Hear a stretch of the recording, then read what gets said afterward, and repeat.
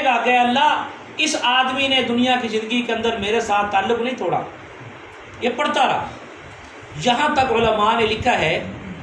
کہ جو آدمی حافظ ہے وہ قرآن کو پڑھے گا، قرآن اس کا ساتھ دے گا۔ سبحان اللہ۔ جو آدمی حافظ نہیں ہے ویسے قرآن پاک پڑھتا ہے، ہر وقت پڑھتا رہتا ہے، قیامت والے دن قرآن پاک اس کا بھی ساتھ دے گا۔ سبحان اللہ۔ اور تیسرے نمبر پر علماء نے لکھا ہے کہ جو آدمی حافظ بھی ہے یا حافظ نہیں ہے، قرآن پاک اس کو پڑھنا ہی نہیں آتا، اس کو قرآن پاک کے الفاظ اس کی زبان پر ہی نہیں چڑھتے،